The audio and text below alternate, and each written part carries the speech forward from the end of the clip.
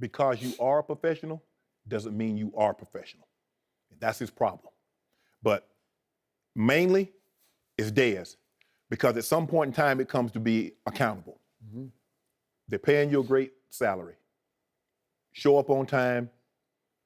There are times, I mean, at any job, some people show up late. But it's hard for me to believe that if I have an important meeting, that I'm going to miss the meeting in its entirety. Yep. Now, maybe I'm a couple of minutes late, Skip. Maybe I'm 2 minutes late. Okay, I explained to the boss, had a flat tire, got into an accident, blah, blah, blah, whatever the case may be. But it's not something that's reoccurring. I fought Jerry Jones because Jerry is willing to win at all costs. Mm-hmm. And if you are a great talent, Jerry seems to be willing to forgive any type of behavior you might have as long as you can help him win on Sunday. See, when Dez got to this organization, I don't know if there were any strong enough leaders in that locker room that could have said when he missed his first meeting or he was late to his first meeting, like a Shannon Sharpe or a Ray Lewis, say, nah, bro, that's not how we do it here. Now, how you did it at Oklahoma State, hey, but you're not at Oklahoma State any longer. So I fought Jerry, I fought his coaching staff, I fought the players because, see, Dez being late, it says a lot about him, but it says a lot more about that locker room and how people will allow him to go unchecked. Skip, I told you last week, in 14 years, I was late for 2 meetings. The very first meeting I was late to, it was a training camp meeting. I was riding with another rookie. He was drafted higher than I was, so he had a vehicle. He was doing some stuff I care not to mention, but anyway, it made us late. My brother was, although he's my brother, he was like a father. I called him. I said, man, I don't know, bro. I said, I was late. He said, why were you late? I said, because I was riding with someone. I didn't have a car, and I rode with him. He said, when you get back to Denver, you go to the dealership, and you call me. We're going to buy you a car. So, now, Harry, he's not on the team. This is my brother from 2,000 miles away. He said, look, you're in the NFL. It's time for you to be professional. Time out. You can't be late. Mm-mm. So for me, let's just say. Did Shannon say anything to you? No, that was Dan Reeves. Dan Reeves is still there. Okay. Back then, we had to run, and we had to pay. And I was making like $300 a week, so they took 150, and plus I had to run extra. Mm-hmm. At some point in time, Dez, even if it's not 40, even if it's not 20, let's take a low number, say 10. Give me 10 reasons. Give me 10 reasons why you were late or either missed a meeting. Give me 10. Yep. You can't. No. Because there's no excuse. And I don't get it because, you see, if you notice what he said it's not like it used to be in the past. What do you mean by that? So you mean to tell me you don't miss as many meetings as you used to miss, but you still miss some occasionally, or you're still late occasionally, but it's not like it used to be.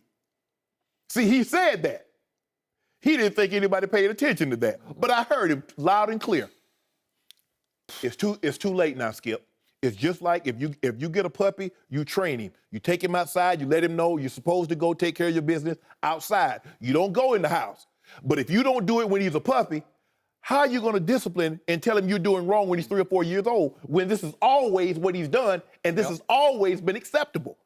So Dez thinks this is acceptable because I can be late, I can miss meetings, but as long as I go out there and give you 100 and a couple of touchdowns and we win, everything's all good. Yep. And Jerry has co-signed this. There's no turning back now. There's no one in that locker room. Jason Witten has the C on his chest. So does Tony Romo. And I don't know who has it. Sean Lee maybe has them on the defensive side. Yep. But can't none of them check Dez and hold him accountable. Mm-mm. It's too late. He's 7 years in now. If you didn't get him his first or second year, agreed, it's over. Quick question. Can you say whatever happened to the rookie you were riding with that made you late? He played 3 years in Denver, and he went to another team, played another year, and that was it. That was it. But he never reached the potential he could have been because it was always something that was more important than football. To be great at this game, Skip, you got to love it. If you look at all the great players, I guarantee you they lived it, they breathed it. I know. That's why. And one quote I like to use, Skip, and I'm going to let you say your point.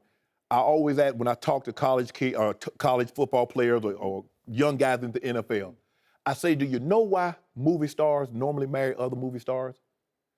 And they pause, look. I say, because the other know what it's like to live that life.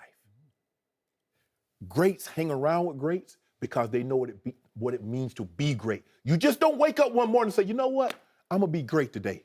See, greatness must be paid on a daily basis. Yep. In order for you to reach that investment, that return down the road. Does Dez truly want to be great, or does he just says that because that's what Jerry wants to hear? That's what the fan base in Dallas wants to hear. Because if you showing up late for meetings, you missing meetings, showing up for treatment, you ain't trying to be great. It's not happening. It's not real. As far as I'm concerned, you can just keep talking because I love every word you just said, and I just hope against hope that somehow Dez just heard every word you just said, and I hope they can hit home. Because now let me go on my view of Dez Bryant. I'm close to cutting bait, man. I'm real close to. I'm not sure he's on that fine line between helping or hurting the team. We know his talent. It's extraordinary talent, but there was an anonymous quote used in the ESPN story from one of the players that said, if you're hoping for him to come to a scheduled meeting, he may or not be there. But if you need a first down on 3rd and 14, throw it to Dez. That used to be the case. I'm not sure that's been the case of late because it wasn't the case last year. I know he's coming off his Jones fracture, but he was awful last year.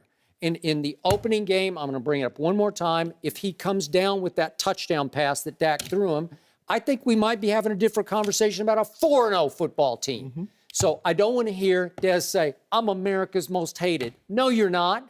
This was big for 2 years. I do this on the show every day. It was huge. He's Rock Nation. He's not America's most hated. Everybody wants to love Dez, but he won't let them because he keeps bringing all this on himself.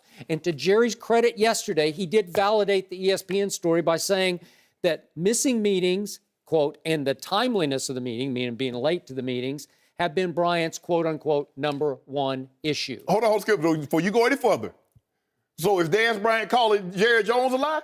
Because Jerry might be the anonymous source. For all we know, that's his owner.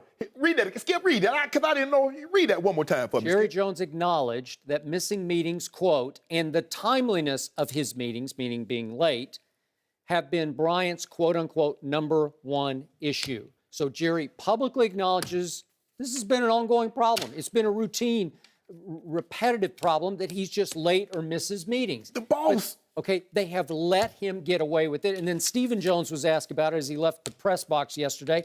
And he said, this is Jerry's son, of course, I'm so tired of that. Stop. Dez is Dez. No worries. I'm not going to talk about it. I'm done.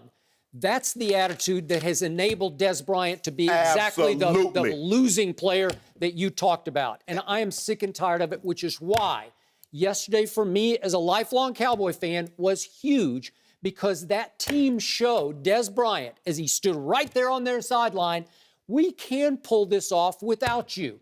And as little as it was, as less impactful against a team that you don't have all that much respect for, it was huge for the franchise that the new rookie 4th-round quarterback basically called Dez out last week and said, we'll be just fine without him. Hope he comes back, but we'll be fine. We'll just keep executing our offense. And right before his very eyes, they went up and down the field, executing till they executed the 49ers. And my point is that I'm hoping against hope that Dez Bryant somehow will take that to heart, that it will scare him a little bit, like maybe I am expendable here. And that he will, at some point soon, grow up and stand up and clean up his act and realize he can become an incredibly talented teammate instead of a solo act. Because until he becomes a teammate, they're not going to be able to win with him. They can win in spite of him, or every once in a while they'll win because of him, but regularly they won't win with him because he's not with them. He runs his own schedule. He's been coddled. He's been spoiled rotten by the owner and his son because they love him. They've taken him on like a grandson to them. We get all that, but I'm sick and tired of it because it's going to undo all the good that's been done if you try to force him back into the flow of the locker room, but let him go to do whatever he wants, live by his own rules. When your behavior becomes acceptable to the people that are in charge, there is no turning around because the people that should hold him most accountable says it's okay because your talent, what do we say? It's called production and tolerance. As long as your production is here, tolerance can be here. But when tolerance comes here in production, it's going to be the same thing with T.O. You remember, as long as T.O. was doing what he was doing, he was getting 1,500, 80, and 10 touchdowns. But the moment Dez Bryant slipped, Yep, I agree. Nope. out he goes. I am with you. So I am just hoping he heard what you said. Wouldn't mind if he heard what I said. And that at some point, before it's too late, he takes all this to heart. I don't have a lot of hope for that, to be honest with you.